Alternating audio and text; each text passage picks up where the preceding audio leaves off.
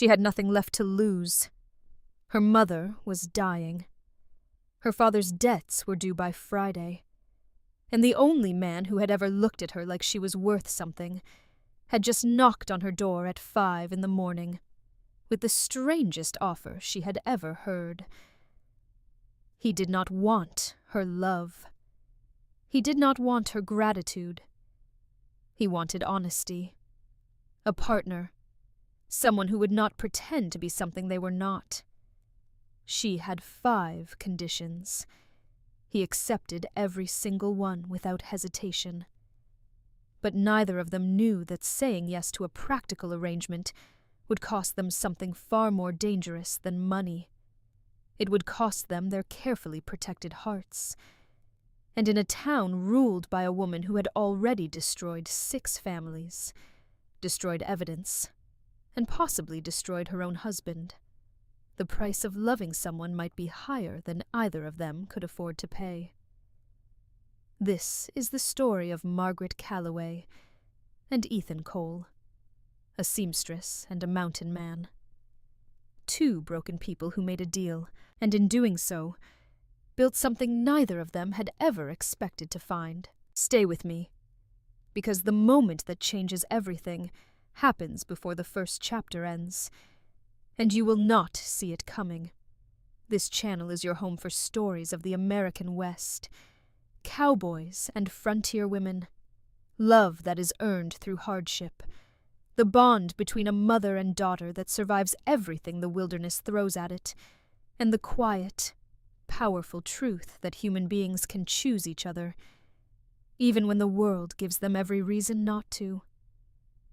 If those are the stories that move you, you are exactly where you belong. Here is what this story gave me, and what I believe it will give you.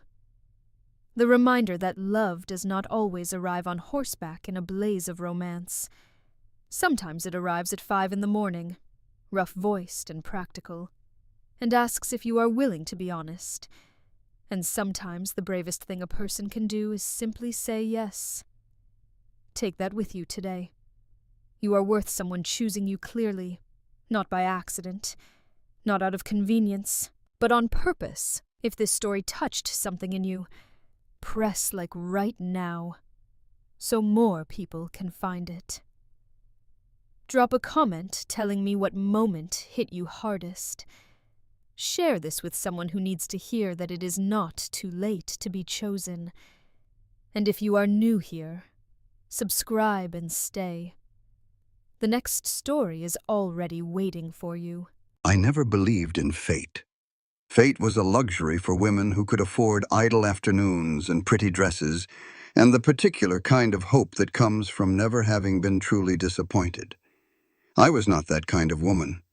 I was the kind of woman who counted candles before she lit them, who knew the exact price of flour on the first Monday of every month, who had learned before she was 20 that the world did not pay what things were worth. It paid what it could get away with. My name is Margaret Calloway. Most people called me Mara, which suited me better. Margaret sounded like someone who expected things to go well. Mara sounded like someone who planned for the alternative. The year was 1878.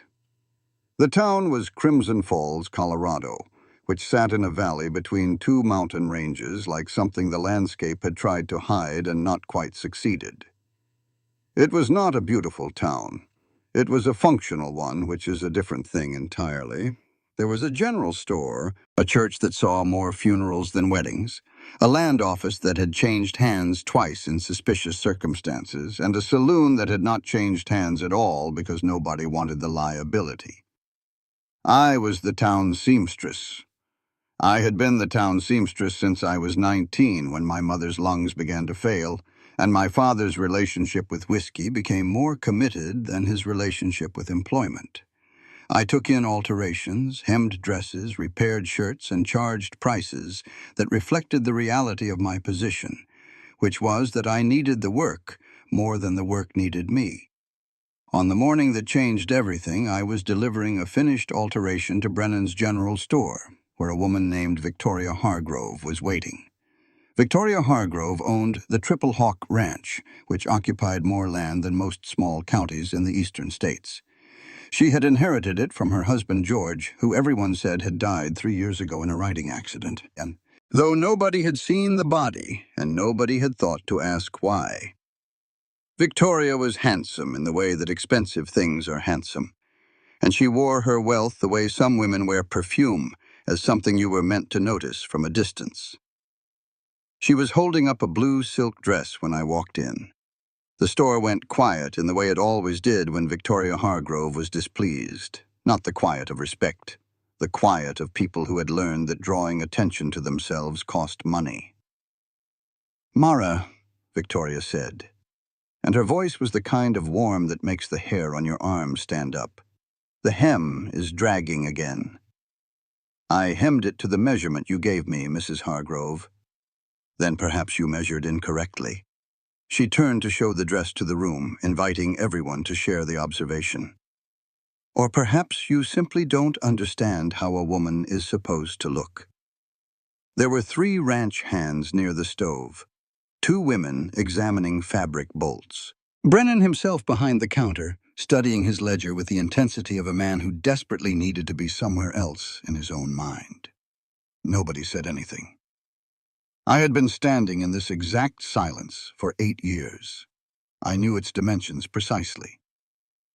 Then a boot caught on the loose floorboard near the back shelves. The sound of a man losing his balance is distinctive. Arms full of supplies, center of gravity committed to a turn that suddenly wasn't going to complete. I moved before I thought about it. That was always how it happened with me. I thought afterward. I moved first. I was already kneeling, already gathering coffee beans off the dirty floor, when I looked up. The man above me had a scar running from his left temple to his jaw, pale silver against weathered skin. His eyes were gray and direct and carried the weight of someone who had seen things he could not unsee. He looked at me the way almost nobody in Crimson Falls ever looked at me, not through me. Not at me with the particular calculating pity of people deciding how little they could offer. He just looked. He saw me. It lasted 2 seconds. I have since concluded it lasted considerably longer than that in some other accounting of time that I do not fully understand. "Thank you," he said. His voice was rough from disuse, like a door that had not been opened in years. I stood, offered him the beans in my cupped palm. He took them. His fingers were calloused and careful. Then he turned toward Victoria. He did not raise his voice. Men who had commanded other men in difficult circumstances did not need to raise their voices to make a room go quiet. "Ma'am," he said. Just that one word. Then, "The woman's work is correct. The problem is with your measurements, not hers." Victoria turned slowly. "And you are?" "Someone passing through." He went back to the counter. He was done with her. He dismissed her the way you dismiss something that briefly blocked the light. Victoria Hargrove had not been dismissed in 15 years. I did not wait to see what she did next. I walked out of Brennan's with my spine straight and my chin level and my hands shaking inside my basket where nobody could see them. Outside, I breathed. 1 breath. 2. That was the worst possible thing he could have done for me, I thought. Victoria Hargrove does not forget slights. I was right about that. I did not yet know how wrong I was about everything else. His name was Ethan Cole. I learned that from Samuel Webb, who ran the feed store across the street from Brennan's, and who made a quiet study of everything that passed through Crimson Falls with the methodical patience of a man who understood that information was the only currency that never lost its value. "Mountain man," Samuel told me when I stopped in 2 days later. "Been up on the North Slope for 6 years. Has a mining claim up there, legal and clean, which is unusual for that part of the valley given who owns the land nearby." He said the last part in a particular way. "What does that mean?" I asked. Samuel looked at me with his steady gray eyes. "It means the Hargrove property line runs about half a mile from his claim, and Mrs. Hargrove has been acquiring things that run near her property lines for a long time now." He went back to stacking grain sacks. I went back to my side of the street. That night I sat by candlelight and sewed and thought about a man with a silver scar and gray eyes who had said 8 words to Victoria Hargrove and walked away. I told myself it did not matter. People passed through Crimson Falls all the time. They noticed things for a moment and then they moved on. I told myself that for 6 days. On the 7th day, he knocked on my door. It was 5 in the morning. I answered the door with flour on my apron because I had been awake since 3, baking the bread I sold to the boarding house on Tuesdays to supplement what the sewing brought in. My hair was down. I had not put on the face I wore for the town, the particular arrangement of expression that said, "I am fine and I do not require your concern, and I am not, under any circumstances, someone you need to feel sorry for." Ethan Cole stood on my porch in the gray pre-dawn light and looked at me without any reaction to my appearance whatsoever, which was either very rude or the kindest thing anyone had done for me in years. "I have a proposal," he said. "No, not the romantic kind, the practical kind." "It is 5 in the morning," I said. "I know. May I come in?" I looked at him for a moment. He was not a handsome man in the conventional sense. The scar made people uncomfortable. His stillness made people uncomfortable. But there was something in his face that I had been cataloging since the moment in Brennan's store, something I did not yet have a word for. I stepped back and let him in. He sat at my kitchen table and laid out the proposal the way I imagined he had once laid out military plans. Straightforward, no ornamentation. The situation, the terms, the expected outcomes. He had money. Enough to clear my father's debts entirely. Enough to get my mother real medical care instead of the tonic Dr. Morrison had been selling her for $2 a bottle, which was mostly alcohol and optimism. Enough to provide security that my sewing income could not. What he wanted in return was a wife. Legal marriage, public partnership, someone honest, because he had been alone long enough to know that dishonesty was something he could not tolerate anymore. "Why me?" I asked when he finished. He met my eyes. "Because you knelt on a dirty floor to help someone who had not asked for help, and you did not look around to see if anyone was watching first. That is the only thing I have seen in this town in 6 years worth trusting." I sat with that for a moment. Then my mother appeared in the doorway. Ruth Calloway had been sick for 3 years, but illness had not touched her mind or her ability to read a situation at a glance. She was wrapped in a blanket, and her breathing was audible, and her eyes were sharp as a hawk's. She looked at Ethan Cole for 30 full seconds without speaking. "Do you drink?" she asked. "No," he said. "Do you hit?" "No." "Have you ever made a promise you did not keep?" He paused. Ruth noticed. I noticed. He considered his answer rather than simply giving the easiest one. "Once," he said. "During the war. A man died because of it. I have not made a promise since that I was not certain I could keep." My mother was quiet for a moment. "That is either the most honest answer I have ever heard or the best lie. Mara, hear him out." I stood up. I paced my small kitchen once the way I did when I was thinking through a complicated pattern. Then I turned and set my conditions. I listed 5 of them. 1. My mother came with us. She received real medical care, not tonic. 2. My sewing business was mine. My money was mine. He did not manage it or question it. 3. Separate rooms. My door had a lock. He did not enter without invitation. 4. If the arrangement failed, he helped me establish somewhere safe before walking away. 5. I looked at him directly when I said the 5th one, because it was the one that mattered most. "You do not lie to me. Not about small things and not about large ones. If I discover you have lied to me about anything, I leave. No discussion, no second chance." He did not hesitate. "Agreed. All of it. Not negotiable," I said. "I understand."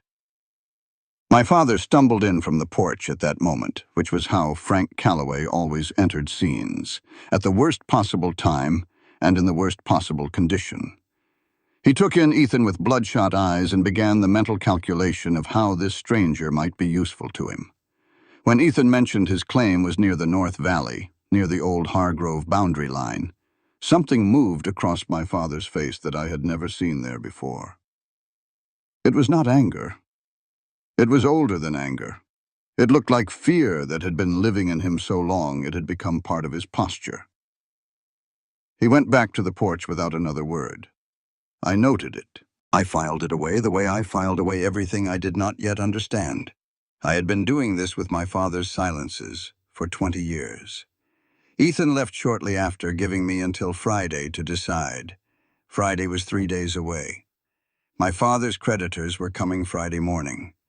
I went to bed that night and lay in the dark and thought about 5 conditions, and a man who had answered my mother's questions without flinching, and the particular way he had said, "I have not made a promise since that I was not certain I could keep." I thought about what it would mean to believe someone when they said that. I thought about what it would mean to be wrong. On Thursday evening, I sent word to Ethan Cole that I had decided. The answer was yes. It rained on our wedding day. Not dramatically, just a quiet, steady drizzle that turned the street mud soft and made the church roof tick and settled over Crimson Falls with the indifference of weather that does not know or care about the significance of the days it falls on. I wore my best dress, a dark blue wool I had made 3 winters ago and mended twice since. The hem was damp by the time we reached the justice of the peace's office. I did not care. I had spent enough of my life caring about hems. Ethan arrived on horseback. He dismounted, looked at me standing in the rain without an umbrella, and did not comment. He offered his arm. I took it. We walked in together. The witnesses were my mother in a borrowed chair wrapped in 2 blankets, holding a handkerchief she did not use, and Samuel Webb, who had appeared at the door 10 minutes before the ceremony without explanation. "Seemed right to witness," was all he said, and nobody argued with him. Henry Walsh, the Justice of the Peace, performed the ceremony with the enthusiasm of a man completing necessary paperwork. He was not unkind. He was simply a man doing his job, which was enough. When Ethan slid the ring onto my finger, it fit perfectly. He stopped.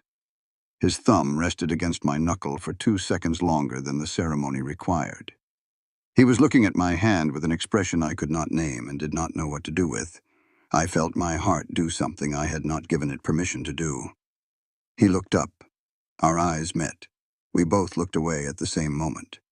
Walsh pronounced us married. Ethan did not kiss me. We had discussed this. Performative affection felt dishonest, and we were both committed to honesty. So instead he took my hand and pressed it once, firm, like a soldier's grip. "Partner," he said quietly. "Partner," I answered. We went first to my father's creditors. Ethan placed the money on the table and explained in the quietest possible voice that the Calloway debt was cleared and the Calloway family did not exist to these men anymore. I watched from the doorway. I had never seen money used like that before, like a door being locked from the inside. Then we went to Dr. Peterson. Dr. Peterson was a real physician, trained at an Eastern university, who had come west after the war and set up practice above Brennan's store. He charged prices that reflected actual medical training rather than salesmanship, which was why most of Crimson Falls went to the cheaper option across town. He listened to my mother's chest for a long time. He read the small lines of tension around her mouth, the particular color of her skin, the way she breathed when she thought no one was watching. "Consumption," he said, "advanced but not end stage. With proper medication, clean air, and real nutrition, she could have years yet." My mother laughed, which became coughing, which became laughing again. "Years," she said. "More than that fraud Morrison gave me." "Dr. Morrison is not a fraud," Peterson said. "He is simply limited in his resources and generous in his optimism. Ethan paid for 6 months of medication without discussion. Real pills, real tinctures, nothing that smelled like alcohol and false hope. We moved my mother's things that afternoon. There was not much. 2 trunks and a carpet bag held everything she owned. My own belongings fit in a single trunk. I had spent 27 years becoming very efficient at not accumulating things. The cabin was bigger than I expected. It was clean and solid, with thick walls and a fireplace that drew well, and a shelf of books along the entire north wall. I walked to the books while Ethan was bringing in the trunks and ran my finger along the spines. Philosophy, military history. One collection of poetry with a broken spine that indicated it had been read more times than the others. A man who reads poetry alone in the mountains for 6 years is either very lonely or very complicated, probably both. Ethan showed me to the larger bedroom. The bed had a new quilt on it, a pattern I recognized from the dry goods store in town. He had bought it recently. He had been preparing for me before I had agreed to come. I did not mention it. I touched the quilt once, lightly, when he was not looking.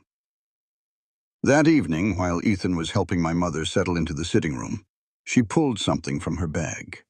A small ceramic jar, pale blue glaze, hand-painted, chipped at the rim. She set it on the windowsill.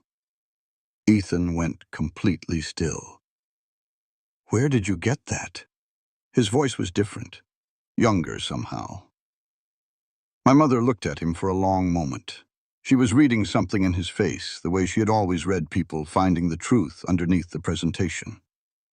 "A man gave it to me 30 years ago," she said, "when the Hargrove family turned me out without wages. I was on the road with nothing. He found me there and gave me this jar and enough money to reach the next town.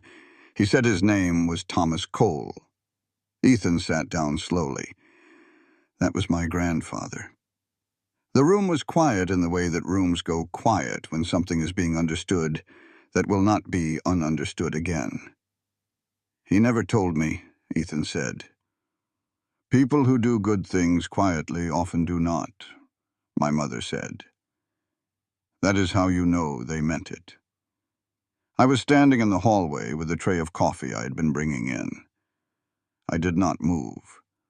I was doing mathematics that had nothing to do with numbers, calculating what it meant that the man I had married for practical reasons had been woven into my family's story since before I was born. That his grandfather had been the reason my mother survived long enough to have me. I did not believe in fate. I carried the coffee in. I sat down. I did not say a word about what I had heard. But that night, in the room that was mine, that was with the new quilt pulled up to my chin, I thought about it for a very long time. Meanwhile, across town, Dale Briggs was reporting to Victoria Hargrove. Victoria sat at her dressing table in the Triple Hawk Ranch house, which was large enough to have a dressing room separate from the bedroom, which told you most of what you needed to know about the difference between her life and mine. "Thomas Cole's grandson," she repeated. "Yes, ma'am." She touched her wedding ring with 2 fingers. An unconscious habit, like touching a bruise to see if it still hurt. "Thomas Cole saw things he should not have seen 30 years ago." She picked up her hairbrush. "Find out what the grandfather told the grandson." Briggs nodded. He always nodded. The first week in the cabin was the education of 2 people learning to share space without any prior practice. Ethan woke before dawn every morning. I heard him in the kitchen. By the time I came out, coffee was ready. He did not say good morning. He handed me the cup and went back to whatever he was doing. I came to understand this was his version of hello. I claimed the window with the best morning light for my sewing table on the second day. He moved his own work table to the corner without comment, without being asked. I noticed but said nothing. I started cataloging these small adjustments the way I cataloged stitching patterns, because understanding a thing precisely was how I knew what to do with it. On the 3rd day, he asked if I would like to learn to use the Winchester he had left on the table for my use. "I know the general principle," I said. "The general principle and the practical application are different things," he said, "especially under pressure." He stood behind me to adjust my grip and my stance and the angle of my shoulders. He was close enough that I could feel the warmth from him in the cold cabin air.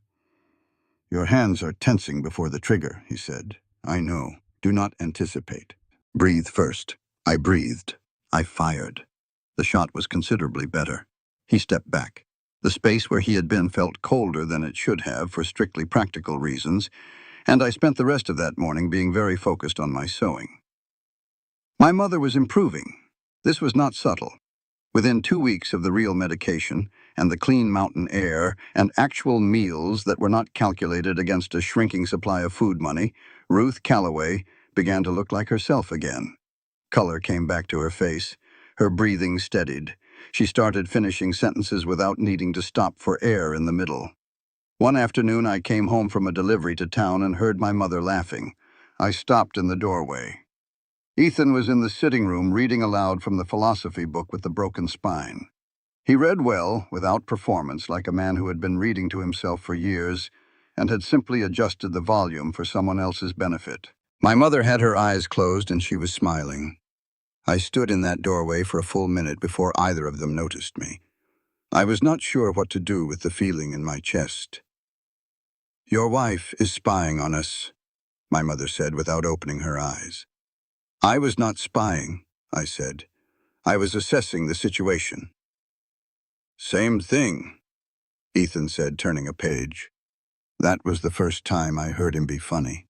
He said it so flatly that it took me a moment to catch it. And then I laughed before I could decide not to. And he looked up from the book with an expression that was the nearest thing to pleased I had yet seen on his face. Small moments. I was collecting them without meaning to. Going into town as Mrs. Cole was a different experience than going in as Mara Calloway the seamstress. The town did not transform overnight. That is not how towns work. But there was a recalculation happening, visible in the small adjustments people made when they saw me. The women who had paid me pennies for hours of work were suddenly uncertain about the arithmetic. A few doors opened in ways they had not before. Patricia Henderson, whose husband had lost his hardware store to a fire 5 years ago, stopped me outside the dry goods store. "I heard you have had trouble with Victoria Hargrove," she said, speaking quietly. "Some," I said.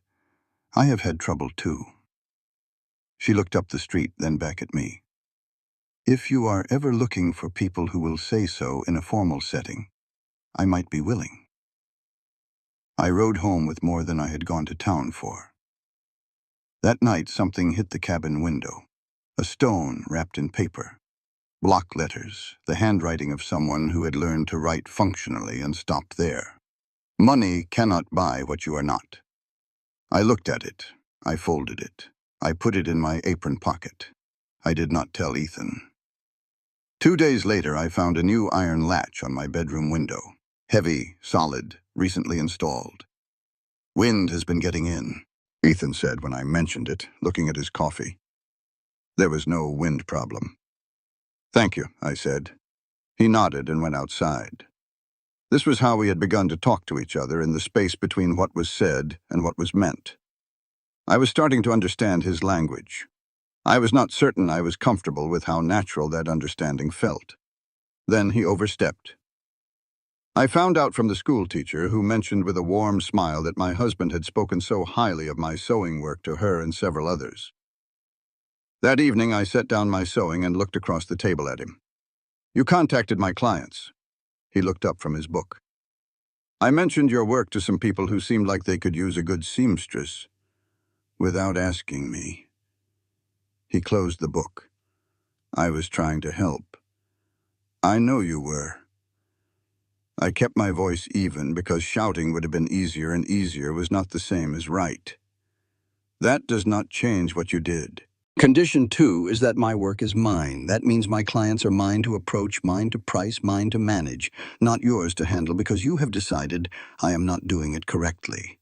I did not say you were not doing it correctly. You implied it. Every time someone does something for me without asking, they are implying that I cannot do it myself. He held my gaze. "You are right. I will not do it again." No qualification, no defense, just the acknowledgement. I picked up my sewing. He opened his book. We did not speak for an hour after that, but the silence was different from earlier silences. It was the silence after something has been said that needed saying. The storm came that night, cold and dark, with wind that found every gap in the cabin walls. The lamp oil ran low. We sat by the stove after my mother fell asleep, and something about the particular combination of darkness and cold and the sound of wind made normal silence feel inadequate. "Why did you really come up to the mountain?" I asked. "In the beginning." He was quiet long enough that I thought he would not answer. "Because I was turning into something I did not want to be," he said. 6 years of being angry at the world and talking to no one. I could feel it becoming permanent. And now? He looked at me across the dying fire. "Now I am less certain it is permanent." He stood, which I had noticed he always did when a moment got too close. He retreated before anything could be named. "Good night, Mara." "Good night." I sat by the fire for another 20 minutes after he went to bed, thinking about things I was not ready to name either. Victoria's invitation arrived by messenger on a Tuesday. Cream paper. Precise handwriting. The suggestion that a misunderstanding had been allowed to fester and that we might find we had more in common than first appearances suggested. "Do not go," Ethan said. "I am going. She is not inviting you for tea. She is inviting you to show you something." "Good. I want to see what she shows people." I folded the letter. "I cannot fight something I have not looked at directly." He did not argue further. This was one of the things I was learning about him. He stated his position clearly and accepted mine without requiring me to abandon it. The Triple Hawk Ranch house was everything Crimson Falls was not. Warm light, expensive furniture, the smell of something good baking that I suspected was entirely for effect. Victoria received me in a parlor that cost more than the entire street I'd grown up on. The tea was excellent. Her smile was excellent. Everything about her was excellent in the way that things are excellent when excellence is a weapon. We talked for 20 minutes about nothing important. She was very good at this. The warm manner had no visible seams. Then, seamlessly, the way a river finds a crack in a rock without appearing to look for it, she said, "I want to ask you something as one practical woman to another." "Ask," I said. "Do you know why Ethan Cole actually came down from that mountain after 6 years of solitude? He needed supplies. He had supplies sent up by a trader from Hartwell every 4 months. He has not needed to come into Crimson Falls in 3 years." Her voice was warm and concerned, and neither of those things. "I only mention this because I would hate for you to discover after the fact that the terms of your arrangement were not entirely what they appeared." I rode home slowly. I stopped at Samuel Webb's feed store. "I need to ask you something, I said. And I need the truth." Samuel set down his ledger and looked at me. "Did Ethan Cole ask about me before we met in Brennan's store?" Samuel reached behind the counter and produced a smaller notebook, separate from the main one. He opened it to a page dated 6 weeks before the morning in Brennan's store and set it in front of me. I read it twice. Ethan Cole had come to Samuel's store 6 weeks before our meeting. He had asked about Ruth Calloway's health. He had asked about my situation specifically, the debts, whether they were legally attached to me, how much the total came to. He had researched me. He had planned the meeting in Brennan's store. He had come down from his mountain not because he was out of coffee, but because of me, because he had heard about my situation from some source I could not yet identify. And he had decided, alone on his mountain, that he was going to do something about it. And he had let me believe it was coincidence. He had let me believe in an accidental meeting and an impulsive proposal, and a man who had simply happened to be in the right place. He had let me build my understanding of our arrangement on a foundation he knew was not entirely true. Condition 5 was very clear on this point. I waited until my mother was asleep. Then I put Samuel's page on the table between us. He looked at it. He did not deny it. "You researched me," I said. "Yes." "You came to Brennan's store because of me." "Yes." "You let me believe it was chance." "I did not say anything that was not true." "You let me believe something that was not true. That is not the same as honesty." I kept my voice steady with some effort. "Why?" He was quiet for a long moment. "Because if I had come to your door and said, 'I have been watching your situation from the mountain, and I want to help you,' you would have shut the door in my face. And you would have been right to." I held his gaze. This was the problem with him.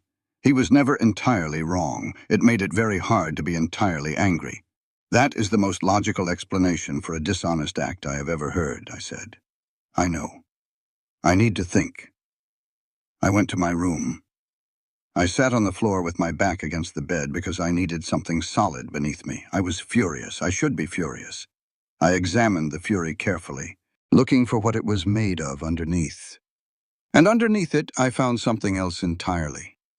He had come down the mountain for me. Not because I was convenient, not because I was the nearest available option. He had heard about a plain, poor seamstress at the edge of a town nobody cared about. And he had come down from 6 years of solitude specifically to do something about her situation. I was sitting on the floor of my locked bedroom, and I was in love with my husband. I had not planned for this. This was not in any of the conditions. This was the most inconvenient, dangerous thing that had happened to me in 27 years, including everything currently unfolding with Victoria Hargrove. I could not tell him. If this was still only a business arrangement to him, and I had every reason to believe it was, then telling him would ruin the only safe thing I had ever had. I would have to carry this quietly. I was very experienced at carrying things quietly. The next morning I came out and made coffee and set a cup on his side of the table without comment. He sat down, picked it up, waited. "Condition 5 still applies," I said. "But I am not leaving because the arrangement is working and my mother is getting better, and that matters more than my wounded pride." "Understood." "But Ethan," he looked up, "do not do it again." "I will not." We drank our coffee. Outside, the first snow of autumn began to fall. What I did not say, what I could not say, was the rest of it. That stayed locked in its room for the time being. That afternoon, a lawyer named Carver arrived with papers. Ethan's land claim was being contested. A survey had been found, recently and conveniently found, suggesting the north boundary of his property overlapped with a Hargrove claim filed in 1861. If the territorial court ruled in Victoria's favor, Ethan lost everything. The cabin, the mine, the life we had barely begun building. "This is because of me," I said, reading the papers. "This is because of her," Ethan said. "There is a difference." That night, a fire lit up the darkness outside our window. The equipment shed 50 feet from the cabin went fast. 3 men on horseback visible at the tree line for a moment before they disappeared into the dark. We stood in the cold and watched it burn. My mother appeared in the doorway in Ethan's coat, watching too. In the dark, I reached for Ethan's hand. He took it without looking at me. We stood with our shoulders touching, and the fire in front of us, and the weight of what was coming settling over us like the smoke. "We will sort this out," and he said. "I know," I said. I meant it. For the first time in a very long time, I meant it without reservation.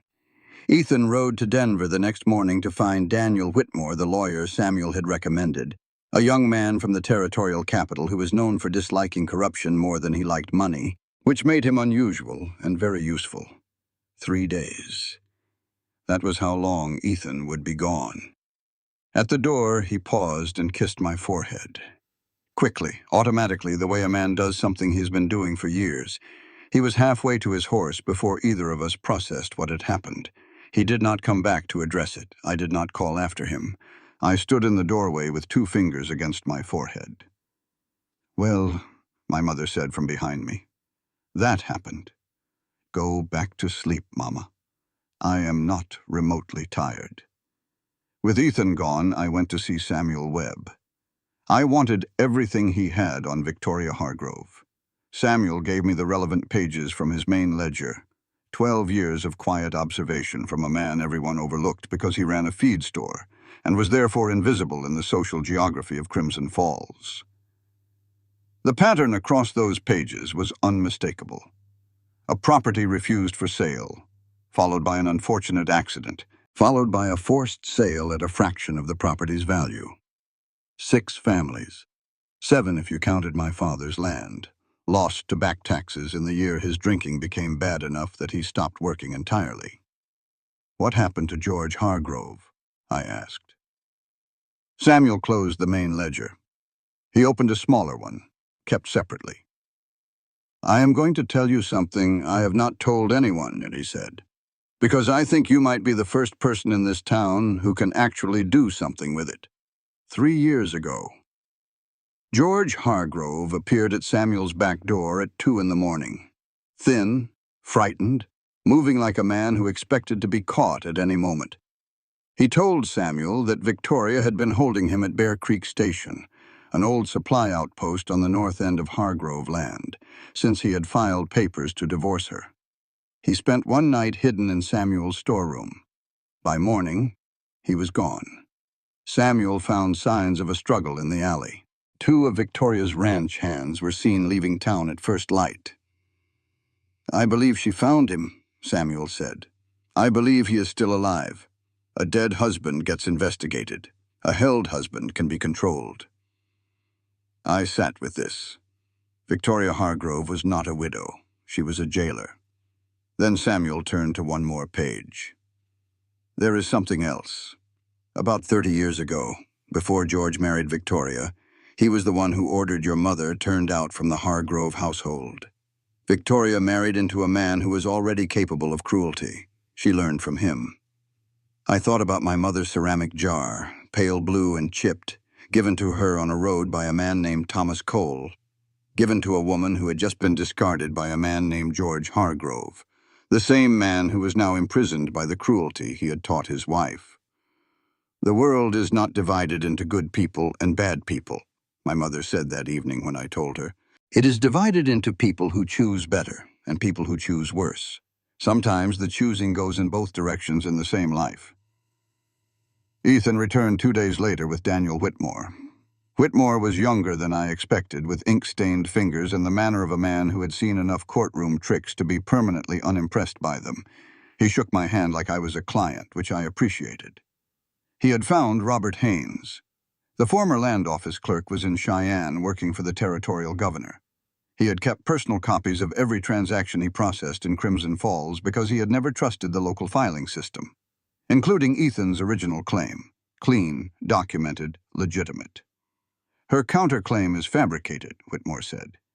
"The survey she produced was drawn recently by someone who did not know the North Creek ran 200 feet east of where they placed it on the map.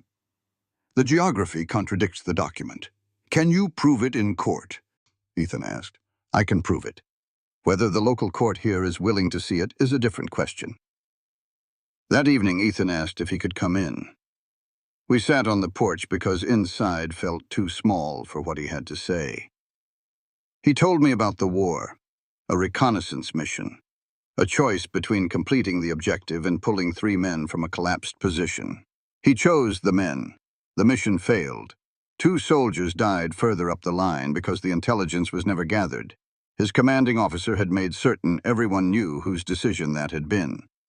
"So you came here," I said. "I came here because I could not stand to be looked at by people who knew. And now?" He turned to look at me. The scar along his jaw caught the moonlight. "Now I am looking at someone who knows, and she does not look at me the way I expected." "How did you expect me to look at you?" "Like I was broken." "You made a decision under impossible conditions," I said. "You chose the lives you could see over the ones you could not. That is not weakness. That is the terrible arithmetic of situations that do not have good answers." He reached over and took my hand. He did not look at me. His thumb traced the small scar on my palm from a needle slip 3 weeks ago. When he finally turned to look at me, the expression on his face was not difficult to read. I read it. I wanted very much to answer it, but I thought, he is grateful. He is relieved. He has told someone his worst truth, and I did not flinch. This might not be what I think it is. And if I step toward him now and I am wrong, I will have broken the only safe thing I have ever had. I squeezed his hand once, stood up. "Good night, Ethan." On the porch, he sat alone in the dark for another hour. I know because I sat on the other side of the door for nearly as long.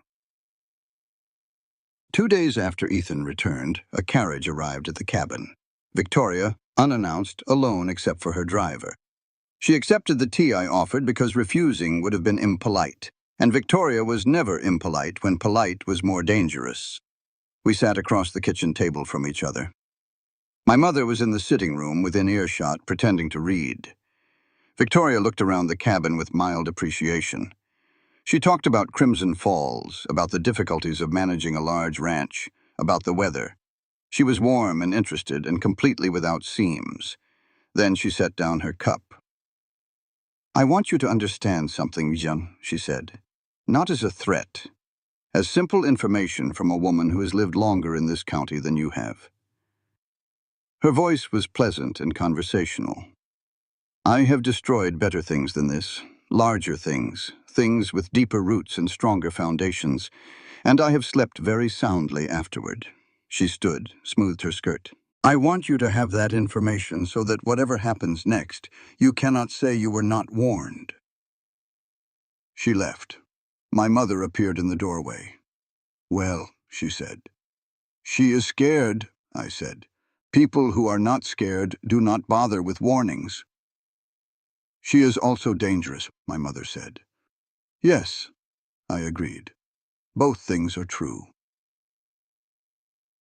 The week after Victoria's visit, she tightened the vice. 3 of my clients sent polite notes canceling their orders. No explanation needed. I knew who had spoken to them. Dale Briggs appeared at the cabin with 2 deputies claiming a welfare check on a, quote, potentially coerced wife, unquote. Ethan stood in the doorway and asked for the warrant. Briggs did not have one. Ethan waited. Briggs left. That night, Ethan sat at the table going over the mine production numbers, and I watched him from my chair and thought, this is what it costs to stand near me. This is what I bring to his door. Samuel Webb arrived before breakfast the following morning, riding fast with a page from the county birth records he had obtained through the clerk who owed him a favor. He put it on the table. Dale Briggs, born 1851. Mother listed as Victoria Hargrove. Maiden name, pre-marriage.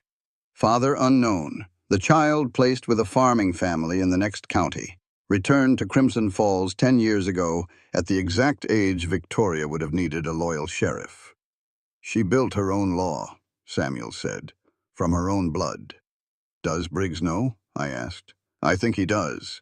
I also think she holds something over him, something that makes loyalty more practical than leaving.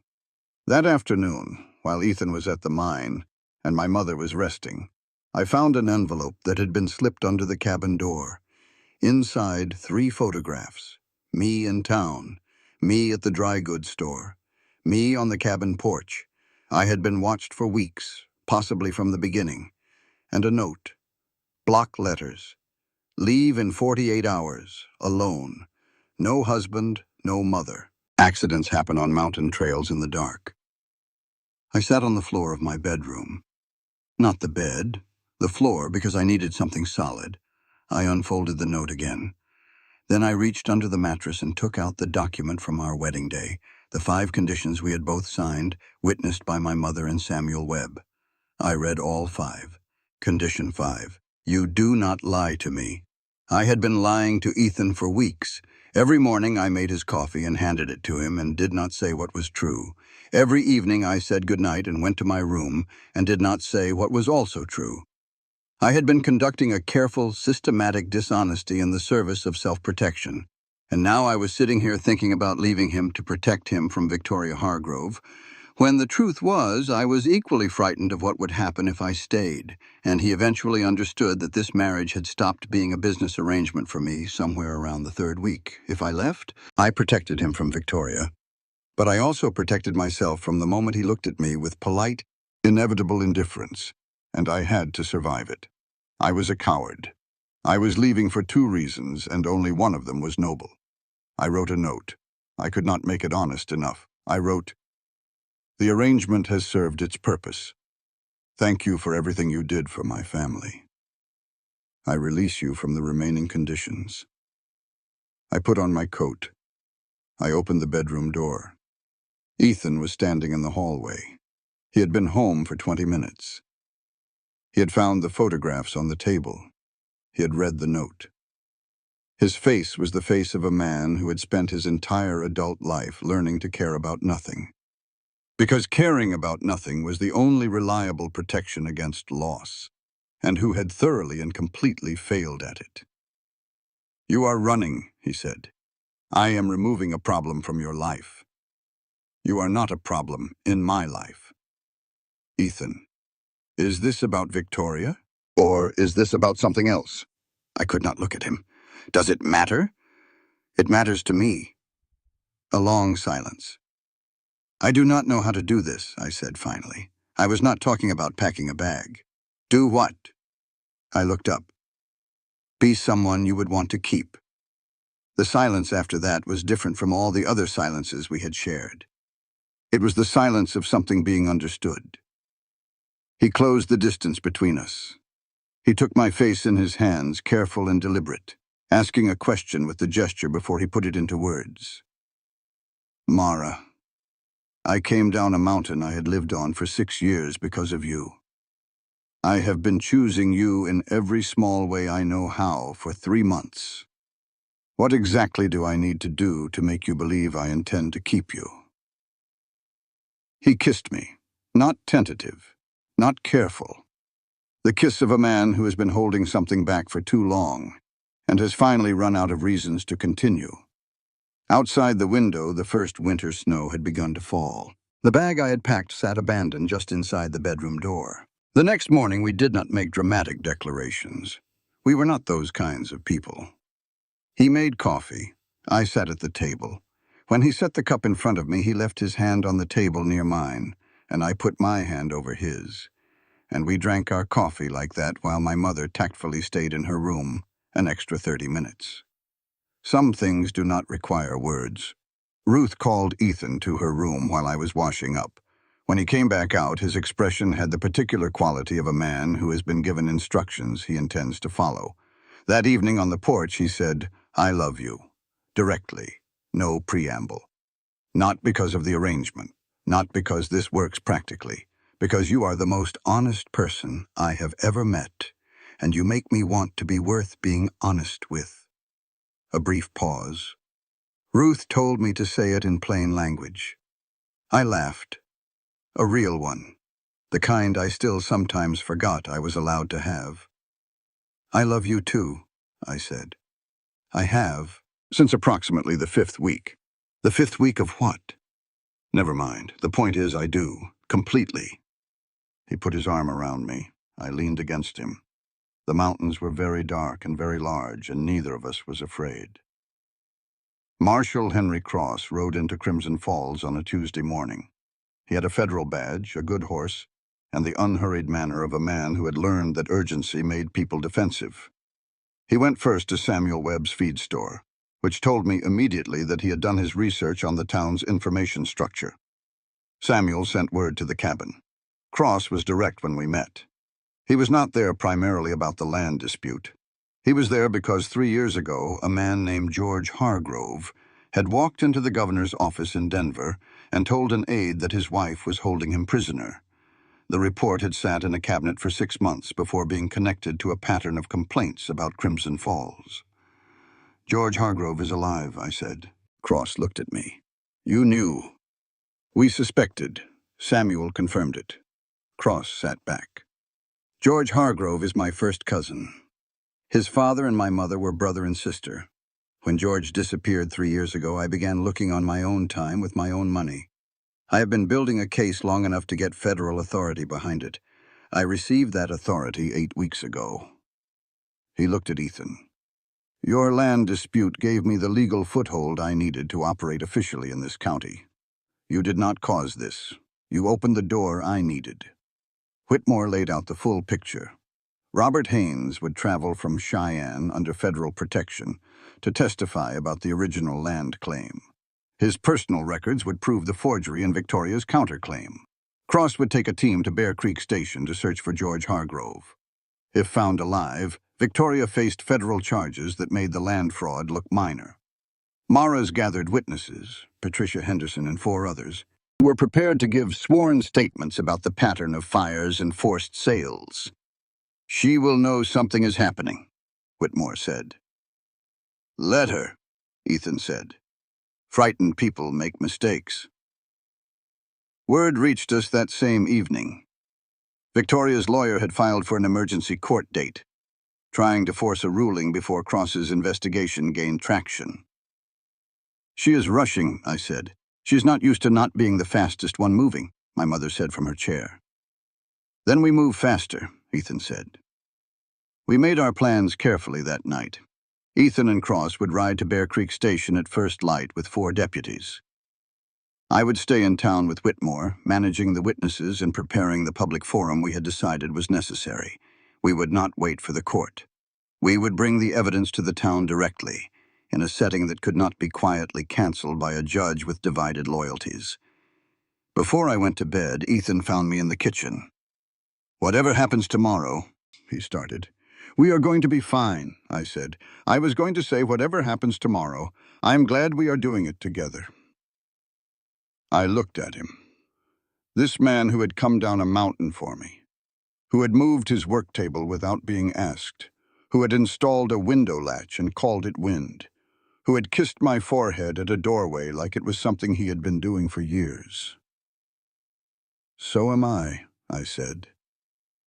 Bear Creek Station was a stone outbuilding on the remote north end of the old Hargrove property. The door was padlocked from the outside. Inside, they found George Hargrove. He was alive, thin and slow, kept weak enough to prevent another escape, but alive. When the door opened and real daylight came in, he covered his eyes. Henry, he said when he recognized Cross. His voice was rough from years of limited use. I have you, Cross said. I have you, George.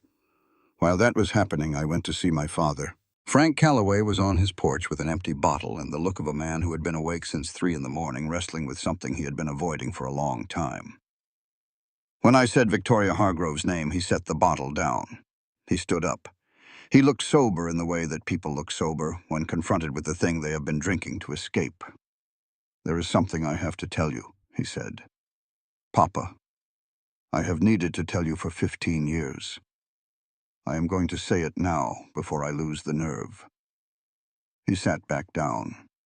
I sat across from him on the porch steps.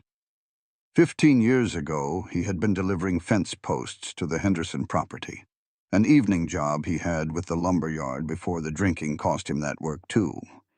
He arrived after dark, earlier than expected. He saw 2 men from Victoria's ranch come out of the Henderson barn with torches.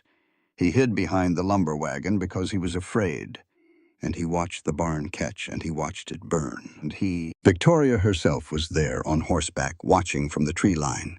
She saw him see her.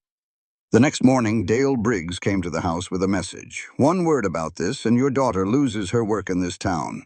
Your wife loses her medicine. The Calloway name becomes something people cross the street to avoid. I chose silence, my father said, and then I drank, until I could not hear myself choosing it anymore. He looked at his hands. I have been a coward for 15 years, Mara. I have been a coward in the direction of keeping you safe, but that does not change what it was. I sat with this for a long time. My father, the man I had spent 20 years pitying and resenting in equal measure, had been carrying a secret that explained everything. Not because he was indifferent, because he was terrified of losing me. Papa, I said carefully, will you say this today, in front of the town? He met my eyes. I could see what it cost him to hold them. Yes, he said, yes. The public forum was held in the town hall at noon. Whitmore arranged it, not a court, not a formal trial, but a public accounting, which required no warrant and no judge and could not be quietly killed. The room was full before we arrived. Crimson Falls had been waiting for something like this for 15 years without knowing it was waiting. Victoria entered with her lawyer and took a seat in the front row as though she was attending a lecture of mild interest. She was showing the town that she was not afraid. She did not yet know about George. Whitmore presented the land claim evidence first. Robert Haynes took the stand and walked through the original filing, producing his personal records, explaining the creek line discrepancy in Victoria's forged survey in language simple enough for anyone to follow. Patricia Henderson spoke about her husband's hardware store, then 2 other families, then the blacksmith who had lost his shop to a fire 8 years ago. Then my father walked to the front of the room. The room went quiet in a different way. Frank Calloway was not a man anyone in Crimson Falls expected to stand up in a public setting and say difficult things. He was the drunk at the edge of town, the warning story, the man you pointed to when you wanted to show your children what certain choices led to. He described the night clearly. The torches, the barn, Victoria on horseback at the tree line, Briggs coming to his door the next morning. 15 years of silence and exactly what it had cost him and his family. When he finished, he looked at me. I nodded once. Then the back doors of the town hall opened, and Henry Cross walked in. Behind him, supported by 2 deputies, was a thin man in borrowed clothes who walked slowly but under his own power. George Hargrove was alive. Victoria turned around. Her composure held. She was too practiced to let it collapse in public, but her hand went to her wedding ring and stopped halfway. She put her hand in her lap. "George," she said. Her voice was completely steady. "Victoria," he answered. His was not. She stood. She was very good at this, finding the angle of the light that made her look like the wronged party. "My husband has clearly been ill and disoriented. Whatever he believes happened to him." "I have his sworn statement taken this morning," Cross said from the back of the room. "I have a federal warrant for your arrest on charges of unlawful imprisonment and conspiracy to commit fraud. You may make your remaining arguments to a judge in Denver." He walked toward her. Briggs was standing near the door. He had his hand on his gun belt and his eyes on his mother. She looked back at him with the expression she had always used on him, the one that meant, "You belong to me, you owe me, you have no choice." He looked away from her. He took off his badge, set it on the table nearest to him. "I am not doing this anymore," he said. Then to Cross, "I will tell you everything I know, all of it." The room erupted. Victoria was handcuffed with the composure of a woman who had always known this day might come and had simply decided to delay it as long as possible. As Cross walked her to the door, she looked at me. "You," she said. Not rage. Something older and colder.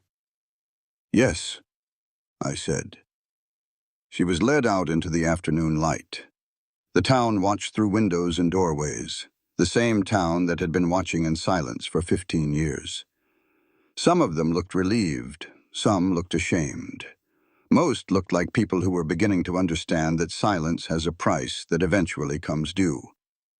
Victoria Hargrove was transported to Denver under federal custody. The charges were substantial. Unlawful imprisonment of her husband for 3 years. Fraud across multiple property transactions spanning 15 years. Conspiracy to commit arson against the Henderson property and at least 2 others that could be documented with Samuel's ledger and witness testimony. Briggs cooperated fully in exchange for reduced charges. He was not a good man, but he was a man who had finally decided to stop making the same choice. Ethan's land claim was confirmed within 10 days of the hearing, Robert Haynes's records entering the permanent territorial file in Denver. Victoria's counterclaim was struck as fraudulent. Her emergency court filing was withdrawn by her own lawyer, who had apparently decided that his professional reputation was worth more than his retainer. George Hargrove was taken to Denver to receive medical care and give his full testimony. He was a man who had done real harm in his life and who was now experiencing a version of the consequences he had helped create. What he chose to do with the remainder of his life was his own accounting to make. The property transactions from the past 15 years went under formal review. It would take time, and restitution would be partial and imperfect, because justice in the real world always is. But Patricia Henderson received enough from the early findings to rebuild the hardware store in the space where it used to stand. The blacksmith reopened. Families who had accepted small settlements under duress had their cases reopened. Crimson Falls did not transform overnight. Towns do not work that way. But something had shifted in the fundamental understanding of what was possible. The people who had been silent for 15 years now knew that silence was a choice, and that other choices existed. 2 weeks after the hearing, Ethan and I went into town for supplies. We walked into Brennan's general store together. No particular statement intended. We simply needed flour and coffee and a few other things. The loose floorboard was still there. I stepped over it automatically, the way you learn to navigate the permanent hazards of familiar spaces. Ethan watched me do it, and something in his expression was the closest thing to open amusement I had ever seen from him. "You have been stepping over that board for years," he said. "Yes. You could have warned me about it that first day. And miss everything that followed? Absolutely not." Brennan looked up from his ledger. He was a man who had followed whoever held power in Crimson Falls for as long as anyone could remember, and he was in the process of recalibrating what that meant going forward. "Mrs. Cole," he said. "The right name," said directly. "Mr. Brennan," I answered. "We bought our supplies. We paid the fair price. Not inflated, not discounted, the plain price of things." We walked out into the afternoon. My father came to the cabin every Sunday. He had been sober for 3 weeks by the time of the first visit, which was a record that stretched further than anything I had seen from him in 20 years. He sat on the porch with my mother, the two of them looking at the mountains in the companionable silence of people who had both survived serious things. I brought tea. I sat beside him. We did not make declarations. He did not apologize in words, which would have felt like too much and too little at once. He simply sat there, present, not drinking, which was the loudest statement he had made in 15 years. My mother reached over and patted his hand once. He looked at me. "I am working on it," he said. "I know," I said. That was enough. Some bridges are rebuilt one plank at a time, and the rebuilding is the thing, not the arrival at the other side. "Doctor." Peterson made his monthly visit to the cabin and listened to my mother's chest with his stethoscope. "Another winter at minimum," he said. "The elevation is helping considerably. Keep doing what you are doing." My mother looked at Ethan after Peterson packed his bag. "You see, I told you not to put me in a box too soon."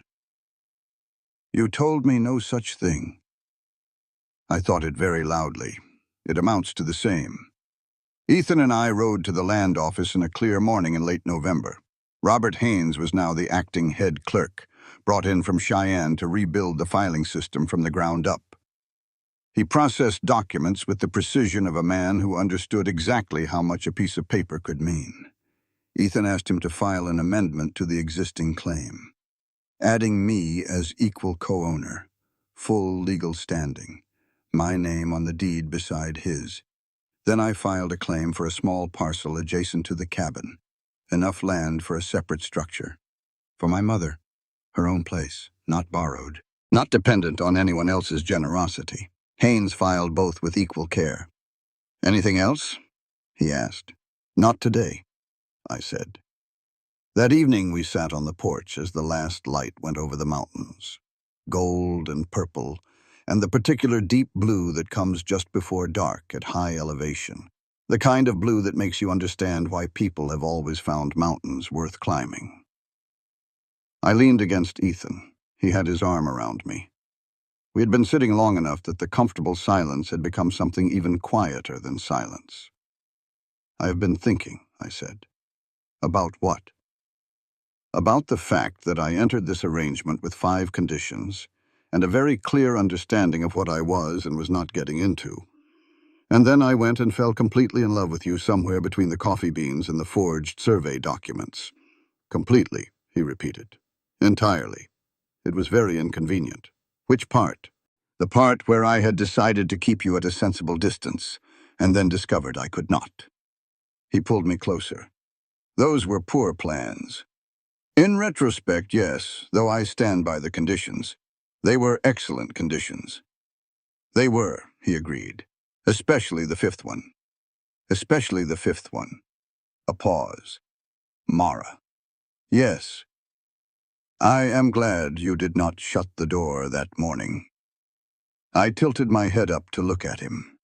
The scar along his jaw had faded from the angry red it must have been once to this silver that caught the last light of evening. He had come down a mountain for me. He had moved his work table without being asked.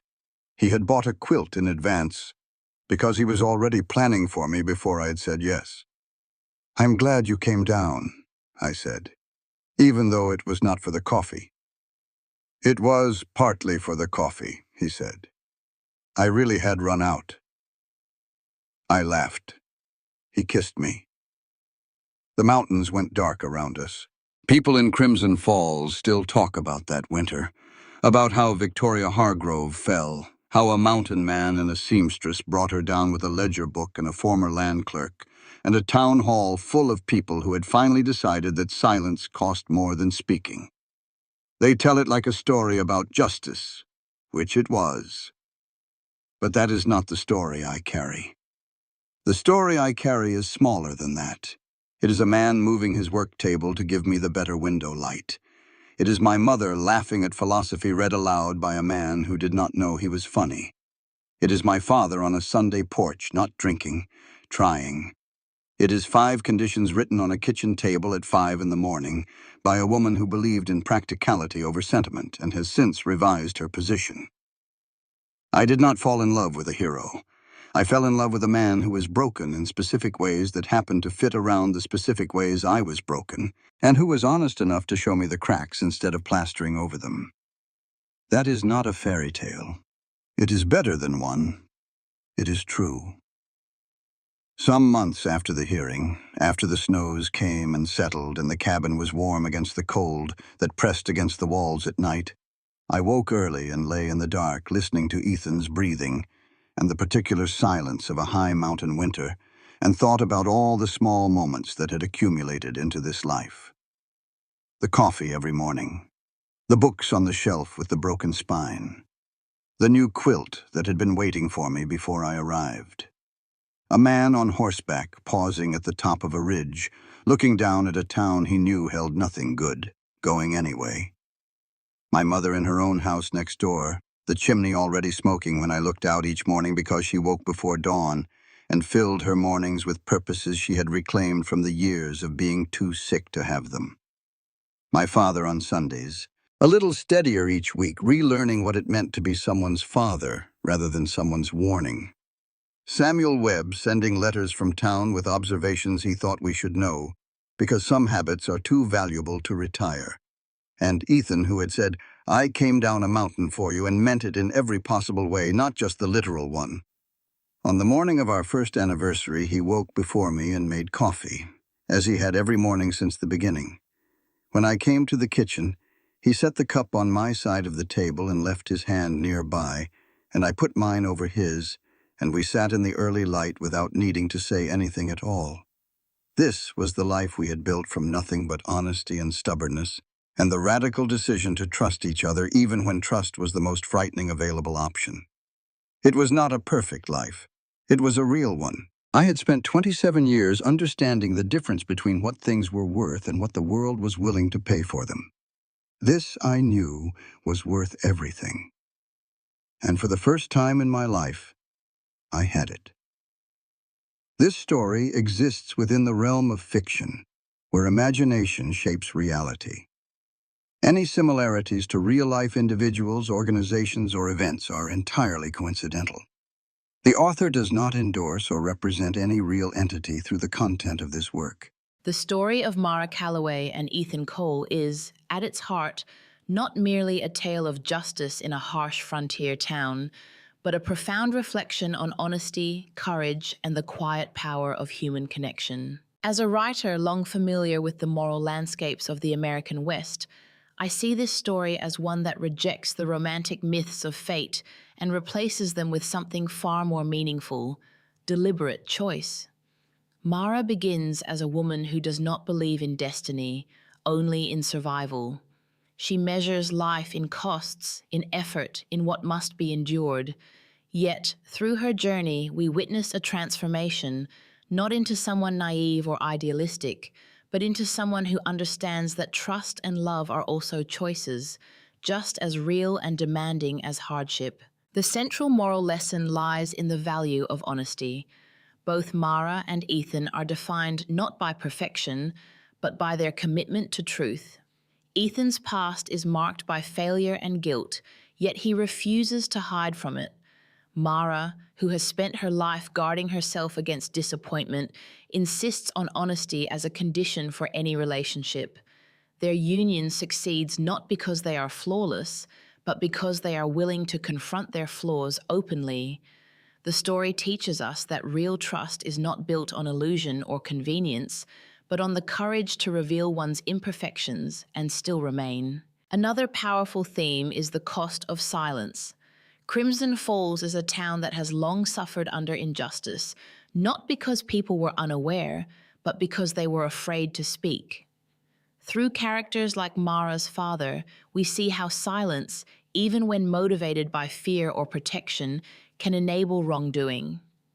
The eventual downfall of Victoria Hargrove is not caused by a single heroic act, but by many people finally choosing to speak the truth. The lesson here is clear. Silence in the face of injustice is never neutral. It is a form of participation. Equally important is the idea that redemption is possible, but it requires action. Mara's father cannot undo his past, yet he begins to rebuild his life through honesty and effort. Ethan seeks to atone for his past decisions by choosing integrity in the present. Even the town itself begins to change once its people decide to act differently. The story suggests that while we cannot erase our mistakes, we can choose what we become after them. Finally, the story reminds us that love is not a sudden miracle, but a gradual construction. It grows through small, consistent acts, shared coffee, quiet understanding, mutual respect. In a world where survival often overshadows emotion, Mara and Ethan discover that love is not a weakness, but a strength that makes survival meaningful. In conclusion, this story teaches that life is not governed by fate, but by the choices we make. To be honest, to speak up, to trust, and to care. These choices are difficult, often risky, but they are the very things that give life its true worth.